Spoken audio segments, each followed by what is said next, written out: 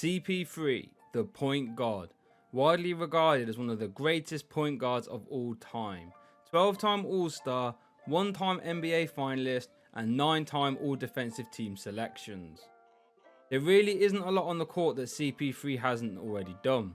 However, there is a story about one of CP3's games which I feel is criminally undertold. A game riddled with raw emotions, sadness, but all-round dominating play. How a young CP3 set to destroy his opponents and even told members of his family beforehand what he planned to do and why. And honestly, when I tell you why, it might even bring a tear to your eye, as it did to mine.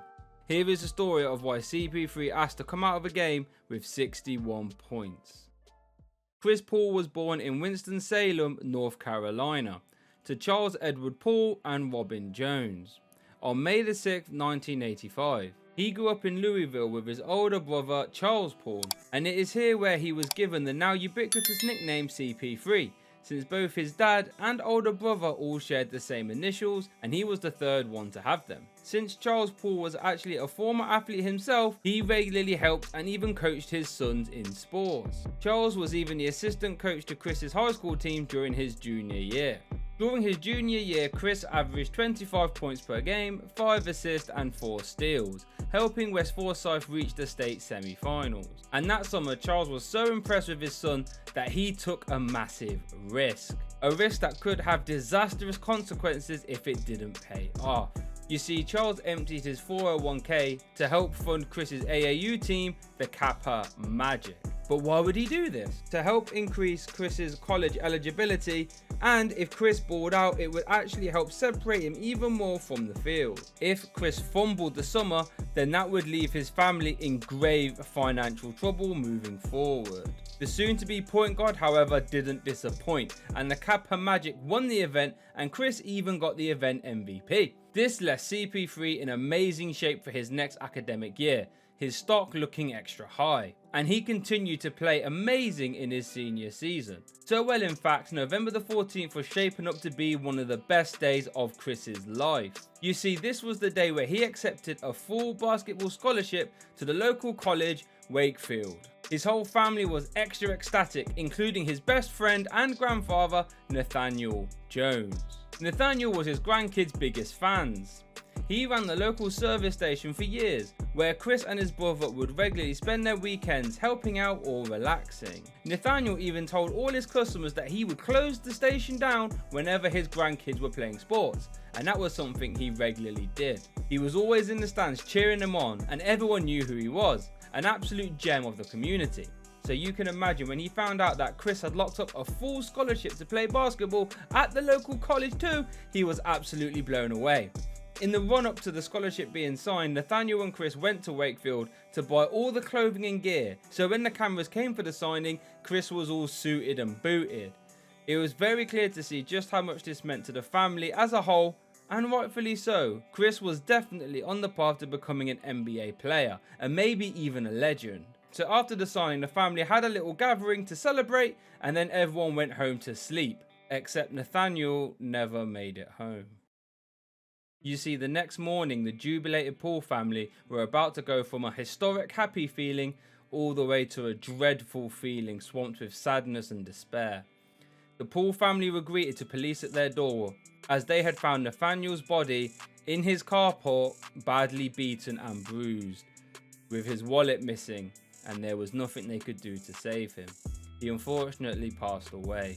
Chris himself was told while he attended a high school football game, and as soon as he found out, he rushed home as fast as he could. This news rocked the family and the community as a whole. Everyone who knew Nathaniel knew how much of a gem he was, a kind-hearted soul who would never hurt anyone.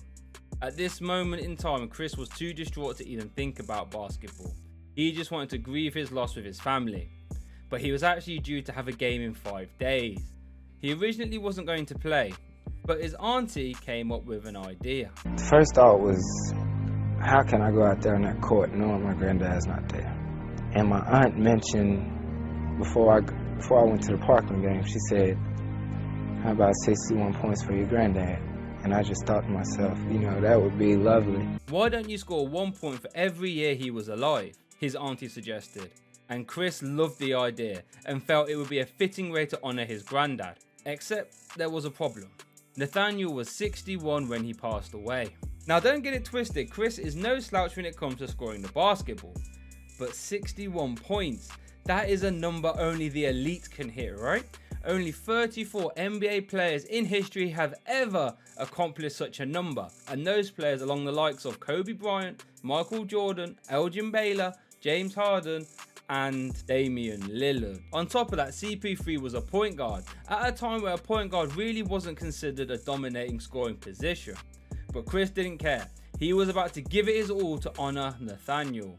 But he kept it a secret, with only his auntie really knowing his true plans, as he didn't want to make it all about him and he really didn't want to break the flow of the game while he scored. So with the plan in mind, he went to bed early, ready to try and make history unfold the next day. What happened next is honestly something that could be out of a movie. Chris stepped out onto the court ready to give a massive send-off to his granddad, to perform an absolute virtuoso of a performance. And in the second quarter, when the team needed it the most, he exploded for 24 points in that quarter alone. As the hype started to build, people started to catch wind of Chris's plan. Even the coach, who was previously left in the dark, had to ask Chris's dad what was going on. Coach asked me how many did he need. I'm like, what? And he looked at me like, don't you know? And I was like, what are you talking about? He said nothing. At the end of the third, they were up 41 points. But Chris still had work to do, pleading with his coach to keep him in. With the whole crowd on his side knowing just how much this game meant to him, they cheered him on, and with 2 minutes left in the fourth, with 59 points scored, he drove to the basket and got hard fouled, but the layup went in, meaning he now had his 61 points.